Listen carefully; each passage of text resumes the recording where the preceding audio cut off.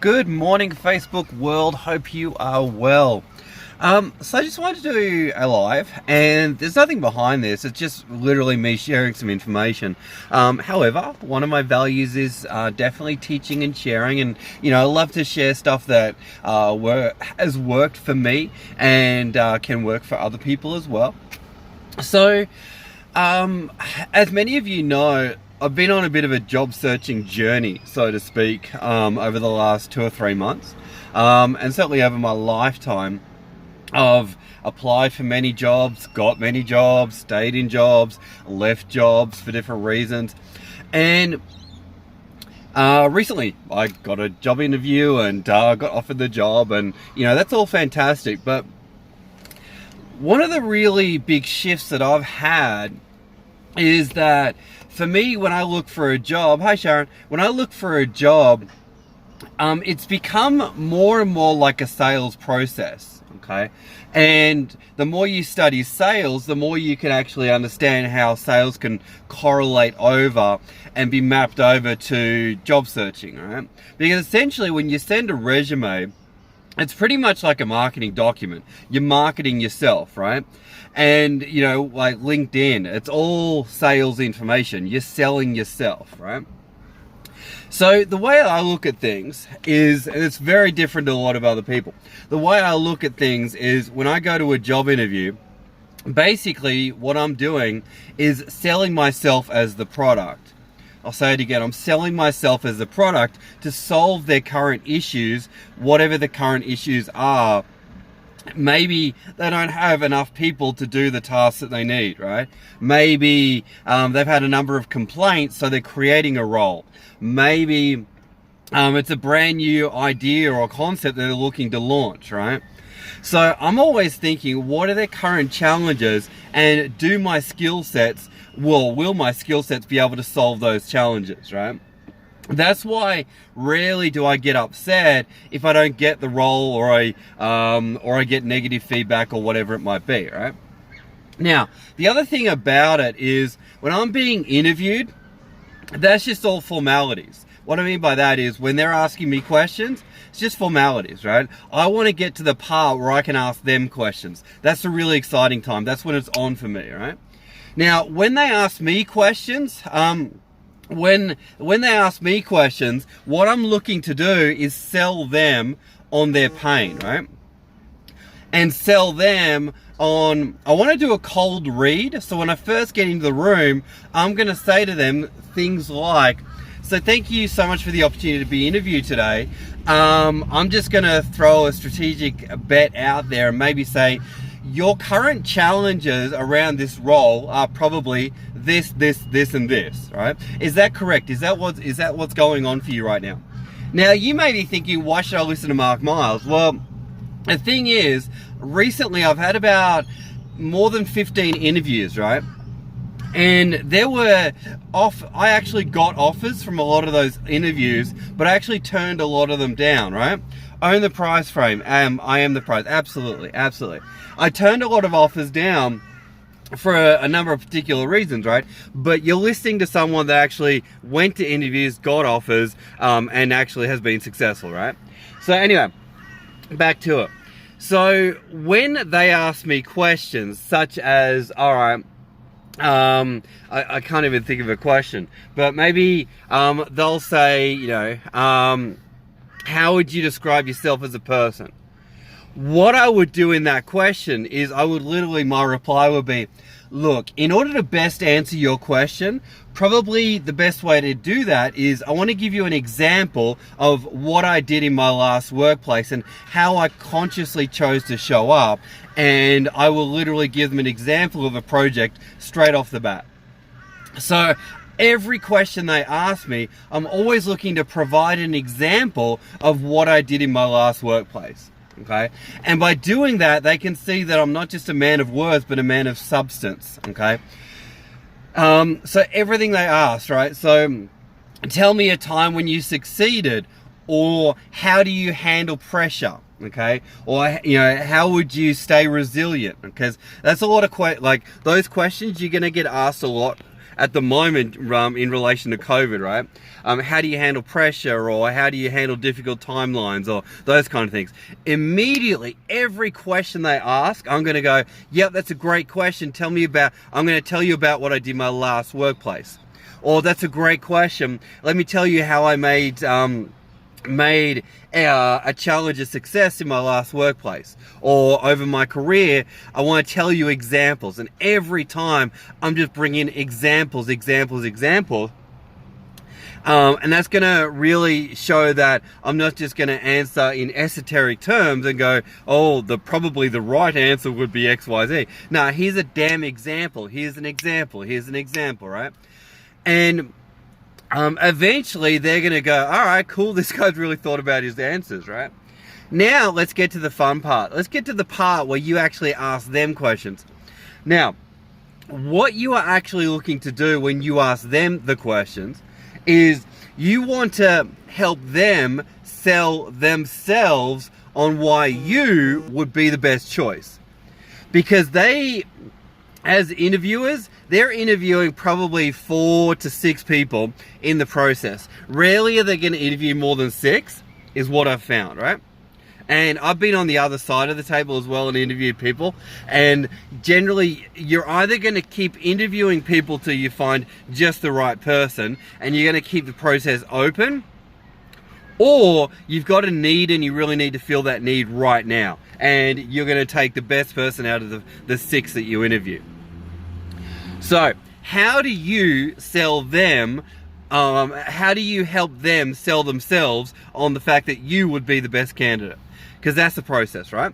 So I want to share with you some questions that I consistently use to help them sell themselves on the fact that you would be the best, right? So here's some questions.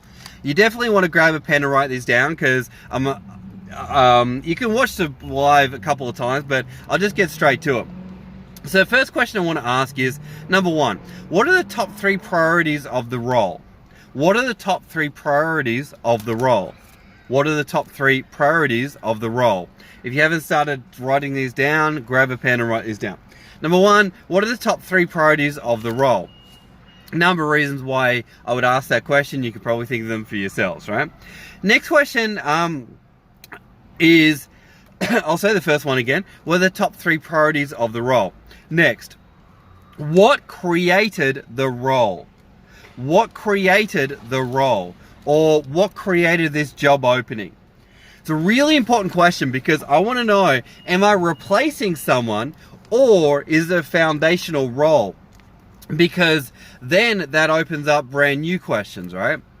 But number 1 is, what are the 3 priorities of the role? Second, hi Steph. So number 1 is, what are the top 3 priorities of the role? Number 2, what created the role? Am I replacing someone, or is this a brand new role? Third question, and this is a really big one of mine. Looking back in 3 to 6 months, let's just imagine in 3 to 6 months time, you had chosen me. How would you know that you had chosen the best person? I'll say it again. Looking back in 3 to 6 months time, or even 12 months time, how would you know that choosing me had been the best choice, or you had chosen the right person? Okay. And what that does is it assumes that you're going to be chosen, first of all. Second question is, it's going to elicit the success criteria, and it's going to tell you how you would know that you've done a good job. And again, it's going to help them sell themselves on choosing you. Next one. What does success look like? Or what would success look like in this job? What would success look like in this job? Again, another really powerful question that gets them to imagine what success would look like. Okay, next. All right, it's a really cool one. After looking at my resume, and maybe even talking on the phone, what made you choose to interview me? I'll say it again. After reading my resume and talking to me on the phone, what made you decide to interview me? Tonality is very important, obviously. But I'll say it again. After reading my resume and talking to me on the phone, what kind of made you decide to interview me? Really powerful question, okay? Huge assumptions. and hopefully you're hearing the linguistic assumptions in there, right? It's killer. It's ninja stuff, right?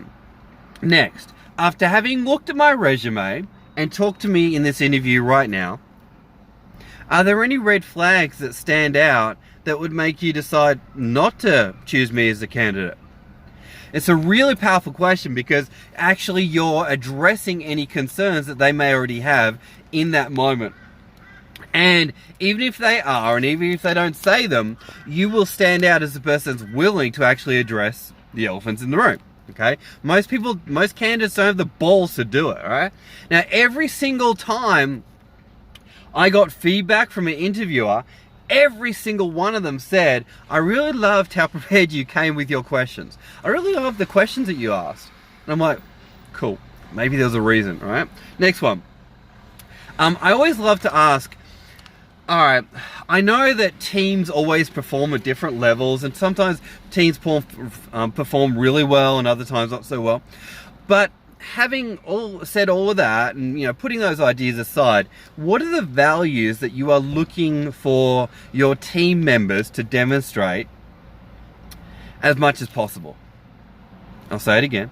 What are the values that you are looking for your teammates or your team to demonstrate as much as possible? Okay. Next one. This is a really strategic question, and again, I've never heard anyone ask it, but it's a really powerful sales question. What did you like? I'll say it again. What did you like about what the last person did that was in this role? What did you like about what the last person did that was in this role? Okay. Again, we are eliciting what your future boss may and probably will appreciate in how you do the job, or potentially do the job. Okay. Next question. What was a thing that maybe the last person did that hindered their success? Mic drop. Because what you are hearing there in their answer is going to be what's going to piss off and annoy the boss in the future. So if you do get the job, what's going to annoy the boss, right? So I'll say it again. What was something, if anything, that the last person did that may have hindered their success? Okay. Hopefully you caught that one. Hopefully you wrote it down. Okay. Next one. How would you know? Let's just imagine I got the job. How would you know that I was fitting in and doing a good job? Okay. I'll say it again. How would you know? Let's say I got the job. How would you know that I was doing a good job and potentially fitting in? Now, where you put the emphasis on that question will determine how they reply and what they reply to. Okay, so Gabby, welcome to the live.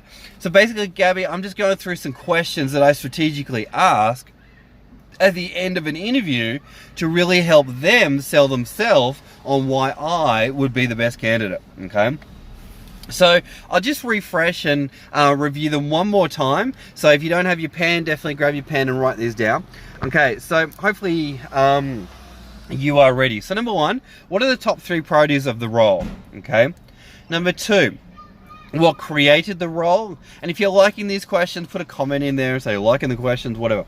Looking back 3 to 6 months, how would you know that I had been that choosing me as a candidate had been a good choice? Okay. Next, what would success look like in the role? What would success look like in the role? Okay. Next one. After having looked at my resume and talking to me on the phone, what made you choose to interview me? Next one. After having looked at my resume and speaking to me in this interview, are there any possible red flags that you might have or any reasons that you may choose not to go ahead with me as a candidate? Okay. Next, what are the ideal team values that you are looking for your team to demonstrate as much as possible? Next one, what did you like about what the last person did and how they did the role? Next, was there anything that may have hindered the last person's success in how they approach the job? All right. And then the last one, how would you know that I was fitting in? How would you know that I was fitting in and doing a good job? Okay. So hopefully that's been interesting for you. As I said, ultimately job interviews these days, for me, I just see it as a sales process. Does the skill set that I have currently, will it be able to solve the company's current issues or current challenges? And when you look at it from that perspective as a sales process, you don't really get attached to, whether you get the job or you don't get the job. It's like, you just go, all right, am I the best fit for this job role? Okay. And would I be able to do it? And would I be the best person to do it? Okay. And then you can worry about the, salary negotiation, all that kind of stuff later, okay? Your job in the interview, your task in the interview is to sell them on why you would be the best candidate. But your job is to get them to sell themselves on why you would be the best candidate, okay? It's just psychology and persuasion. Whatever you say doesn't make a difference, right? But it's what they actually reply with that makes all the difference, okay? So hopefully that frame helps. Hopefully those questions help. And the more you get into job interviews, the more you go, all right, this is just a sales process. And you just have some fun with it. Because it's just, at the end of the day, it's all influence. That's all it is, right? And it's helping them to make the decision that you're the best person for the job. That's all it is, right? If you got any questions, happy to answer them. And yeah, just go study sales, go study persuasion. And I can let you know of some of the people that really helped me in this space. And also doing my online business, my investing has also helped me grow my mindset in getting a job. And for me, at the end of the day, a job is just steady income in order to help me fund my other stuff, fund my online business, because that's leveraged income, fund my real estate, because that's leveraged income, right? If you're just doing a 9-to-5 job, great, but it's not going to make you rich. It's not going to secure your retirement. All right? So definitely have multiple sources of income. On that note, got to go, but hopefully it's helpful and you got some value from those questions. Bye for now.